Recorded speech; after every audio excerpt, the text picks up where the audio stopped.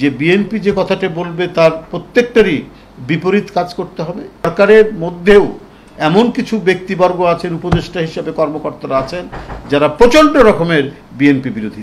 যে ডিসেম্বরের যে নির্বাচন হলে কি হতে পারে, এপ্রিলের নির্বাচন হলে কি হতে পারে, এই 4 মাসের মধ্যে শহীদের রক্তের কোন বিষয়টি শহীদের রক্তের সাথে মর্যাদাপূর্ণ হবে আর শহীদের রক্তের সাথে মর্যাদাপূর্ণ হবে না, যেটি সেই রাজনৈতিক দলের নেতারা বলছেন বা প্রধান নেতা বলছেন। আমার কথা হলো যে কোনো একটা ইস্যুতে ধর্মকে টেনে নিয়ে আসা হয়, শহীদকে টেনে নিয়ে আসা হয়, রক্তকে টেনে নিয়ে আসা হয়। এটার উদ্দেশ্য হচ্ছে একটা পরিকল্পিত এজেন্ডার মধ্যে দিয়ে সেই রাজনৈতিক দল একেবারে দুই একটি, অধিকাংশ রাজনৈতিক দল আপনারা দেখেছেন, আপনার 12 দলীয় জোট এবং অন্যান্য ইন্ডিভিজুয়াল যে রাজনৈতিক দল, আমাদের অলি ভাইয়ের, কর্নেল অলি আহমেদ, বীর বিক্রম সাহেবের এলডিপি, প্রত্যেকেই ডিসেম্বরের নির্বাচন কথা বলেছেন। কথাটা তো কোনো অযৌক্তিক কথা না। ডিসেম্বর শীতকাল, ডিসেম্বরের নির্বাচন আন্দোলন এগুলো যথেষ্ট জমে ওঠে এবং আমাদের দেশে নির্বাচন একটা উৎসব মুখর বিষয়।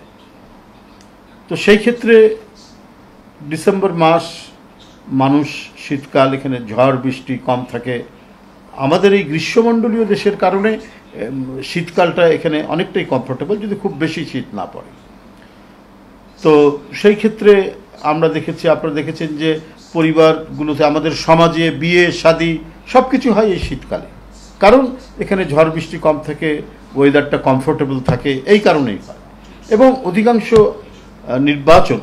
নির্বাচন এই শীতকালেই হয়ে থাকে, এই একটা বিষয়। আর এপ্রিলে রোজা কেবল শেষ হবে, আবার 2 মাস 10 দিন পর কোরবানি। এই টাইমটাই হচ্ছে একটা ধর্মীয় অনুষ্ঠান, উৎসবের মধ্যে দিয়ে চলে যায়। আর এপ্রিলের ফার্স্ট হাফে যদি নির্বাচনের তারিখ হয়, তাহলে তো মার্চ মাসটা তো প্রায় গোটাটাই থাকবে রমজান মাস।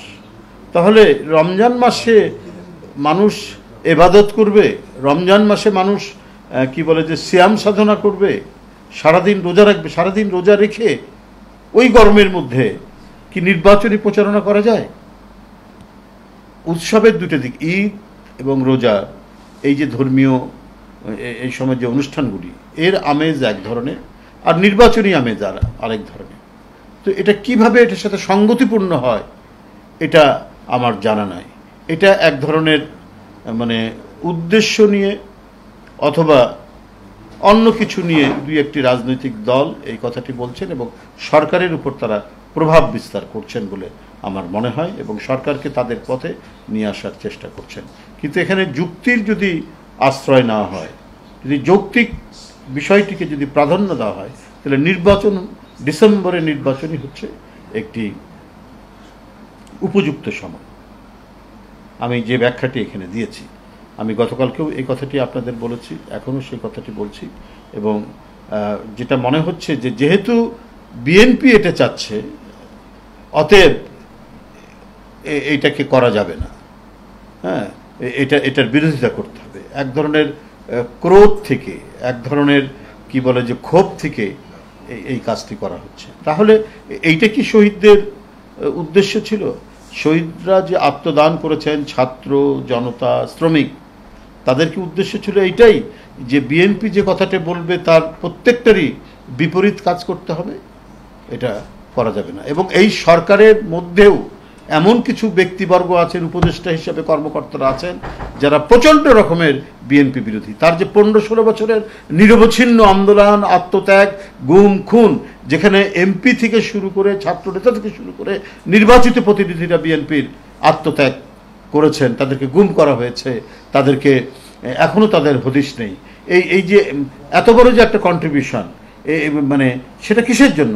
সেটা একটা অবাধ সুষ্ঠু নির্বাচন এই দেশে হোক। For more updates, follow us on Facebook, subscribe our YouTube channel, get the latest update on www.daily-sun.com.